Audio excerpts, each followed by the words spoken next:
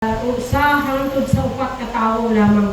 Ayang pilion kay mo kunay gi-impress Ginoo sa iyang kinabuhi. Samtang nag-ampo ta kanina.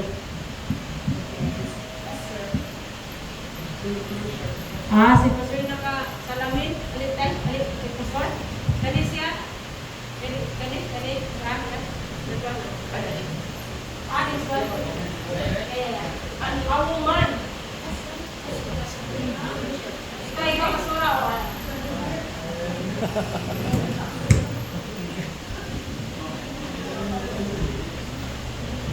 Okay. Dili ka, Pastora, dili ka. Yeah, words of God, Revelation chapter 3, verse 7, 10, 7, 8, 9. Tulungan ko basa niya. Asa may ito, kuan, namoy, Bible, basa na lang diri. Asa may bata diri. Ali diri mo. Ali, Brian. Revelation chapter 3, verse 7 to 9. Chapter 3. Chapter 3, verse 7, 8, 9. Can we read the Bisaya Bible? May color, lagi ko basa. Ano yung Bisaya? Bisaya Bible, Bisaya tira.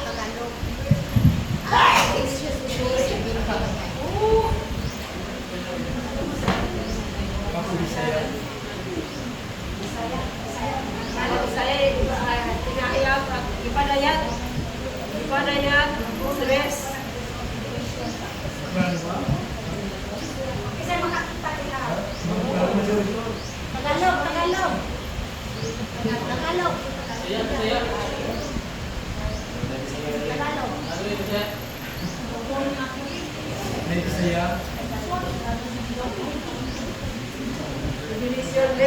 Revelation 3, verse Revelation chapter 3, verse 7 hanggang 8.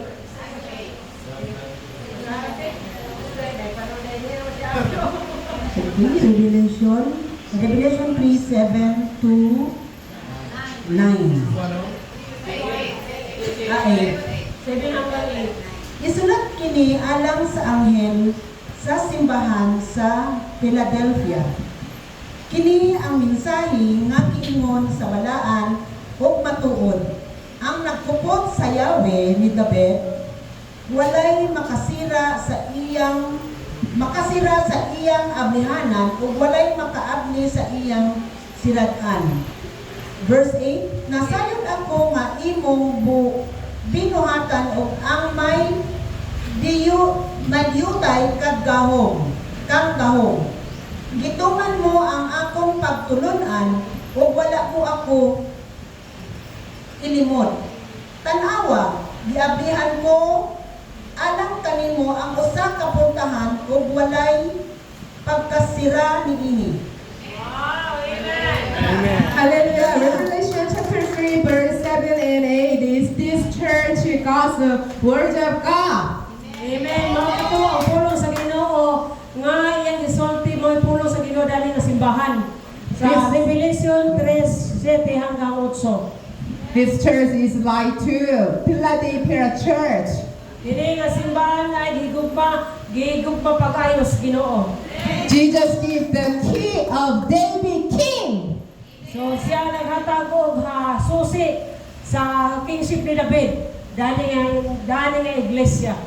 Okay, open the door and open. Open the door closed is the closed. Kung ang Dios pagbukas og mga pintuan sa panalangin, dili gid na pwedeng isara. Walay tao nga makasara kung ang Dios bumukas og panalangin sa alagad sa Ginoo. Dali nga iglesia. Amen. Thank you. Yan ang mensahe ni Lord ani nga iglesia. No, kita sa representasyon sa kay pastora nga kung nay panalangin nga gibusa inyo dili gina pwedeng siradan. Di sa kinsay tawo mo sila. Amen. Salamat sa Ginoo. Mo nang mensahe ni Lord next. Ready?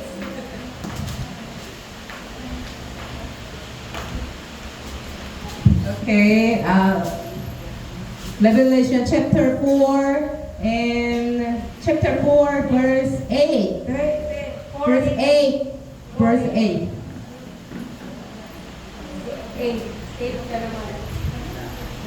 Revelation chapter 4 verse 8.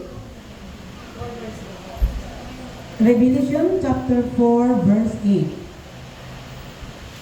Ang tagsa-tagsa may unong kapako o nalukop sila sa mga mata sa sulod o sa gawas. Wala sila ihunong sa ilang pag-awit adlaw o gabi. Balaan, balaan, balaan ang Ginoong Dios nga labing gamhanan. Ang kaniadto, ang karon ug ang muanhi. Amen. Will you praise the Lord in this place? Sa diya magasimba siya, mga daig sa Ginoo na nandapita. Heaven also praise to God. Ang mga kalangitan usab nagadaig kung nagasimba sa Dios. Hallelujah. Praise the holy, holy, holy name is the Lord. And the same situation is heaven is also praise to God. Kung makasulti siya o mga daig sa Ginoo, hallelujah, hallelujah, dalay ko ng Ginoo. Ang kalangitan usab mga daig sa Ginoo. Sa atong mga amen. Palakpakan natin si Lord. Amen. Our praise. Our praise subject is holy, holy, holy is the Lord who is to came to us. Amen. Ang Dios nga balaan siya mo natao sa atong kinabuhi. Amen. Hallelujah. Praise to God. Holy, holy, holy is the name who was and is to come. Is to come. Amen. Salamat sa Ginoo. Kung siya gayud mga daig sa Ginoo, muna nga dili nimo hudungon imong pagdaig sa Ginoo kay moabli gayud ang ganghan sa panalangin samtang ikaw mga daig kaniya. Amen. Palakpakan nato si Jesus sa kinabuhi ni Pastora. Dalay ko ng Ginoo. Amen. Wala imong anointing kapatid. Magdaig sa Ginoo. Nakaputi, pastor, kanang nakaputi ko nga pastor, alina bro. Pastor Dondon, ini tayo Pastor Dondon. Unsa mo apelyido pastor? Campo Malis. Maulagay, Campo Malis, Dondon Campo Malis, para pamilya. Yeah, Pastor, the words of God, Revelation chapter 2, verse 8, 9, 10, 8, 9, 10, okay. Revelation chapter 2, verse 8, 9, 10. Chapter 2 or 8, 9, 10. Chapter 2, ilonggon siya. Mas may tindihan siguro sa tanan. Isulat mo ini para sa anghel nga nagabantay sa iglesia sa Simra. Amo ini ang ginasiling niya nga amo ang ginsuguran kag ang katapusan sang tanan. Nga napatay pero nabuhi liwat.